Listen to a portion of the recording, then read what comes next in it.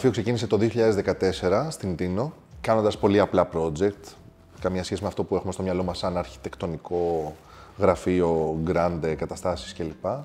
Κάνοντας ρυθμίσεις αυθαιρέτων και πολύ απλά πράγματα και σταδιακά, χρόνο με το χρόνο, εξελισσότανε. Το 2018, το Σεπτέμβρη, ξεκινήσαμε με την Αθήνα και το 2020 ουσιαστικά έγινε αυτή η ανακαίνιση εδώ αυτού του χώρου που βρισκόμαστε σήμερα, όπου δουλεύουμε 25 αρχιτέκτονες συνολικά, Αθήνα και Τίνο.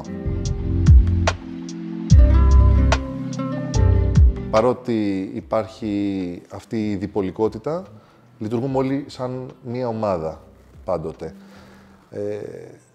Επίσης, να πω ότι από τους 25 αρχιτέκτονες έχουμε και 2 παιδιά από το Λίβανο, οι οποίοι δουλεύουν μαζί μας μέσω αυτής της νέας μεθόδου της τηλεργασίας, που μας έδωσε τα μέσα ώστε να μπορούμε να το κάνουμε αυτό ακόμα και με παιδιά από το εξωτερικό.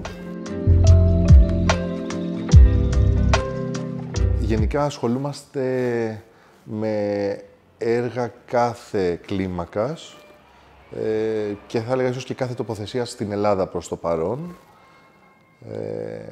Από μικρές ανακαινήσεις διαμερισμάτων, ανοιγές νέων κατοικιών, μέχρι και μεγάλα ξενοδοχεία ή ακόμα χρειάστηκε τελευταία να κάνουμε και ένα πολύ μεγάλο έργο χωροταξικό ανάπτυξης 1.300 στρεμμάτων στην Κρήτη για τη δημιουργία 5 χωριών, ουσιαστικά όπως ήταν το κόνσεπτ. Οπότε ασχολούμαστε με όλες τις κλίμακες και είναι κάτι που μας αρέσει πάρα πολύ αυτό. Έμπνευση αντλούμε κυρίως από τον τόπο, στον οποίο κάθε φορά καλούμαστε να σχεδιάσουμε. Προσπαθούμε να κατανοήσουμε πλήρως τις ανάγκες του κάθε διαφορετικού σημείου, με τρόπο ώστε να μπορέσουμε στη συνέχεια να μειώσουμε το κατά δυνατόν περισσότερο τα αρνητικά σημεία που μπορεί να έχει και να αναδείξουμε όσο το δυνατόν περισσότερο τα θετικά σημεία του. Μας αρέσει να εξετάζουμε γεωμορφικά χαρακτηριστικά, να δούμε αν δίπλα μας έχουμε ένα δέντρο, μία πέτρα, ένα βράχο, οτιδήποτε. Και συνήθως περιηγούμαστε στην περιοχή στην οποία καλούμαστε να χτίσουμε, ώστε να προσπαθήσουμε να βρούμε σημεία, κλειδιά ενδιαφέροντος, από τα οποία θα αντλήσουμε την έμπνευσή μας. Επίσης, είναι πάρα πολύ σημαντικό να εξετάζουμε την ιστορία και το παρελθόν του κάθε τόπου, γιατί πολλές φορές μπορεί ακόμα και αυτό να σου δώσει το έναυσμα για αρχιτεκτονική σύνθεση. Δεν θα μπορούσα να πω ότι έχουμε μια συγκεκριμένη σχεδιαστική προσέγγιση. Έχει να κάνει περισσότερο αυτό που μου αρέσει και λέω στα παιδιά πολλές φορές στην ομάδα, είναι ότι δεν θέλω να σκέφτονται ότι έχουν έρθει σε ένα χώρο εργασίας με την τυπική έννοια. Θέλω να σκέφτονται τον εαυτό τους περισσότερο σαν ότι είμαστε μια συμμορία που αντί να κάνει γκράφιτι στους τοίχους, ρίχνει μπετά στα οικόπεδα. Είναι πάρα πολύ σημαντικό για μας, πρώτα απ' όλα, να υπάρχει μια πολύ ισχυρή κεντρική ιδέα και να ακολουθείτε μια διαδικασία ανάπτυξης του κόνσεπτ, το οποίο έχει άμεσα να κάνει με την ατμόσφαιρα που δημιουργεί ο χώρος και την εμπειρία που δημιουργεί στο χρήστη. Το δεύτερο έχει να κάνει με το integration, με την ένταξη του έργου κάθε φορά στον τόπο του, κατανοώντας πού βρίσκεται, σε τι συνθήκες έχει το τοπίο, αρχικά, να χάνεται μέσα σε αυτό, αλλά να γίνει και ένταξη στο χρόνο. Να καταλάβει το παρελθόν ενός τόπου, να σταθεί έγκυρα στο παρόν και να δώσει και ένα έναυσμα για το μέλλον, για το πώς θα μπορούσε να εξελιχθεί ο συγκεκριμένος τόπος. Και το τρίτο είναι η κατανόηση των αναγκών του εργοδότη, του κατοίκου, αυτού που θα κατοικήσει στην αρχιτεκτονική. Να καταλάβει δηλαδή κανείς όλο το πλαίσιο, στο οποίο το πώς θέλει να ζει, το πώς θέλει, το τι του αρέσει, ποια είναι τα όνειρά του. Όσο καλύτερα κανείς μπορείς να απαντήσει σε αυτά τα 3 ερωτήματα, δηλαδή να δώσει τη δική του δημιουργική προσέγγιση σαν αρχιτέκτονας σε κάθε θέμα, να τοποθετηθεί σωστά στο τοπίο και στο χρόνο και να κατανοήσει τις ανάγκες του εργοδότη του, τόσο καλύτερο και πιο πετυχημένο θα είναι το αρχιτεκτονικό έργο. Αν και δεν θα μου άρεσε να χαρακτηρίσω εγώ ίδιος την αρχιτεκτονική μου και θα προτιμούσα αυτό να το κάνει ή μάλλον να το κρίνει ο χρόνος, αυτό που θα μπορούσα να πω είναι ότι θα ήθελα να τη χαρακτηρίσω ή τουλάχιστον θα προσπαθούσαμε να είναι τέτοια, ώστε να έχει την τέχνη του ελάχιστου.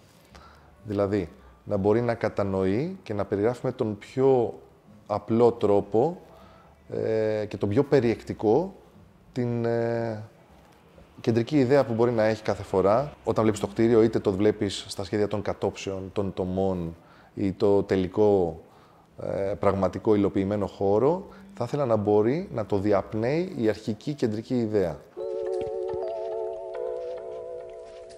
Θα έλεγα ότι η διαδικασία με την οποία ολοκληρώνουμε ένα έργο δίνει πάρα πολύ μεγάλη έμφαση στην αρχική κατανόηση των αναγκών, τόσο του συγκεκριμένου οικοπαίδου, όσο και του ανθρώπου που θα το κατοικήσει. Οπότε περνάμε πάρα πολύ μεγάλο χρόνο, τόσο στον τόπο, όπου πηγαίνουμε όλοι μαζί, η ομάδα, καθόμαστε και προσπαθούμε να αισθανθούμε πώς πέφτει ο ήλιος, από πού φυσάει ο αέρας, προς τα πού είναι η θέα. Όσο καλύτερα κατανοήσει κανείς την αίσθηση της παρουσίας στον τόπο στον οποίο θα χτίσει από τα πρώτα στάδια του σχεδιασμού, νομίζω τόσο καλύτερα θα μπορέσει να απαντήσει με την αρχιτεκτονική του πρόταση έτσι, στις συνθήκες. Οπότε θα έλεγα ότι δίνουμε πολύ μεγάλη βάση σε αυτό και στη συνέχεια η διαδικασία έχει ότι μαζευόμαστε όλη η ομάδα σε έναν χώρο. Συνήθως το κάνουμε σαν workshop στο γραφείο μας στην Τίνο, όπου κλείνουμε τις πόρτες, καθόμαστε μέσα 2 εβδομάδες και σχεδιάζουμε σαν να είμαστε στο Πολυτεχνείο, στην ΤΑΦ 12, μια ομάδα αρχιτεκτόνων που κάνουν brainstorming διαρκώς, με σκίτσα, μακέτες, και προσπαθούμε απλά να εκφράσουμε όλες τις σκέψεις που μπορεί να έχουμε για το συγκεκριμένο κάθε φορά θέμα. Είναι αποτέλεσμα ομαδικής εργασίας και συνεργασίας και πραγματικά περνάμε υπέροχα σε αυτή τη διαδικασία. Φεύγουμε τα ξημερώματα, κάνουμε μια βόλτα στην παραλία και ανανεώνουμε τις σκέψεις μας με λίγο θαλασσινό αέρα. Η τυπική μέρα της δουλειάς, θα έλεγα, διαρκώς αλλάζει. Όσο περνάνε τα χρόνια, διαρκώς αλλάζει. Γίνεται ένας πανικός με τα τηλέφωνα, Οπότε προσπαθείς πάντα να κρατήσεις το δημιουργικό χρόνο προς το τέλος της μέρας. Όταν ο ήλιος δει, τότε είναι οι ωραίες στιγμές που μπορείς και είσαι δημιουργικός και αρχίζεις και σκέφτεσαι πάνω στο πώς θα κάνεις την επόμενη σύνθεση. Το γραφείο θα το δούμε. Δεν θα έλεγα ότι πάλι έχει στερεότυπα σε σχέση ότι κάτι γίνεται σε έναν χώρο ή κάτι γίνεται σε έναν άλλον. Η αρχιτεκτονική διαδικασία μπορεί να συμβεί παντού. Και ακόμα καλύτερα έξω από το γραφείο. Στο οικόπεδο, στην πόλη, σε μια βόλτα, σε ένα καφέ, σε ένα εστιατόριο. Την ώρα που θα συζητήσεις με τους φίλους και συνεργάτες του γραφείου πάνω στις ανάγκες του κάθε έργου. Σε κάθε χώρο λοιπόν του γραφείου οργανωνόμαστε σε ομάδες ανά project. Τα παιδιά δουλεύουν ανά ομάδες σε κάθε θέμα και στη συνέχεια μπορεί να συναντιόμαστε είτε μέσω Skype, όταν δεν βρίσκομαι εδώ και είμαι στην Τίνο, είτε στο χώρο του meeting που είναι δίπλα μας. Βρισκόμαστε, συνδεόμαστε όλοι σε μία οθόνη και ανά ομάδα, ανά project τα λέμε και παίρνουμε τις αποφάσεις για το πώς πρέπει να προχωρήσει. Αυτή τη στιγμή ασχολούμαστε με το σχεδιασμό κάποιων ιδιωτικών κατοικιών καθώς και κάποιων ξενοδοχειακών έργων Χαιρόμαστε που έχουμε την ευκαιρία αυτή τη στιγμή να κάνουμε το πρώτο μας έργο εκτός Ελλάδος, το οποίο ολοκληρώνεται το επόμενο διάστημα, με μια ιδιωτική κατοικία στην Λεμεσό. Θυμάμαι το πρώτο αρχιτεκτονικό έργο που έκανα, που ήταν την κατοικία στο Βολάξ της Τίνου, το οποίο το ξεχωρίζω καθότι ήταν το πρώτο και ήταν η αφετηρία για να γίνουν όλα τα υπόλοιπα. Επίσης, έτσι το θυμάμαι με μεγάλη ευαισθησία όσον αφορά το πόσο χρόνο και πόσο αγάπη είχα δώσει όταν το ξεκίνησα και πώς το δούλευα έχοντας την κόρη μου μόλις είχε γεννηθεί και ουσιαστικά το σχεδίαζα έχοντας την αγκαλιά το βράδυ. Οπότε για μένα ίσως θα είναι αυτό, θα έλεγα, το έργο που θυμάμαι με μεγαλύτερη αγάπη. Ωστόσο, δεν μπορώ να πω ότι ξεχωρίζω κάποιο, καθότι το κάθε ένα έχει τις δικές του αναμνήσεις, έχει τη δική του ιστορία και κάθε ένα είναι ξεχωριστό. Θα ήθελα πάρα πολύ να έρθει μια μέρα και να σχεδιάσουμε κάτι το οποίο να μην έχει από πίσω του κάποιον επενδυτή ή κάποιον πολύ συγκεκριμένο πελάτη, αλλά να είναι στα πλαίσια μιας κοινωνικής αρχιτεκτονικής, η οποία να γίνει άνευ αποδοχών, με όλη την ενέργεια και όλη μας την αγάπη, για κάτι το οποίο να έχει ένα πολύ ευρύτερο όφελος προς την κοινωνία και το περιβάλλον.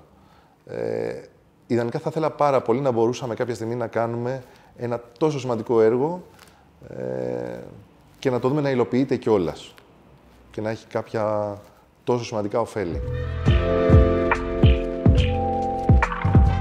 Σκεπτόμενος λοιπόν για το ποιος αρχιτέκτονας με έχει εμπνεύσει, δεν θα μπορούσα παρά να αναφερθώ στο δάσκαλό μου στα φοιτητικά μου χρόνια, τον Τάση τον Παπαϊωάννου, ο οποίος τον θεωρώ τον αρχιτεκτονικό μου πατέρα και θεωρώ ότι δεν θα μπορούσα να έχω εξελιχθεί σε αρχιτέκτονα χωρίς τη δική του βοήθεια σε αυτή τη διαδρομή.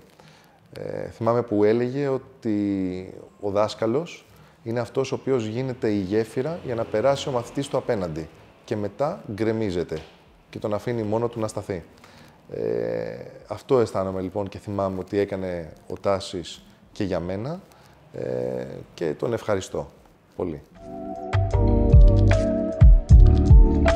Σε κάθε νέο αρχιτέκτονα θα έλεγα να το αγαπάει αυτό που κάνει, χωρίς όρια, χωρίς συμβιβασμούς, να κρατάει τα μάτια του διαρκώς ανοιχτά και τα αυτιά του, να ακούει, να μαθαίνει κάθε μέρα, έχει να μάθει από το οτιδήποτε, από την κάθε θεατρική παράσταση, το κάθε ταξίδι, το κάθε περίπατο στο δρόμο στην πόλη.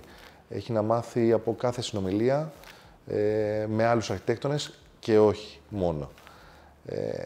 Ένας αρχιτέκτονας πρέπει να αγαπάει αυτό που κάνει και να ακούει. Να εξελίσσεται και να μαθαίνει διαρκώς. Να αμφισβητεί αυτό που κάνει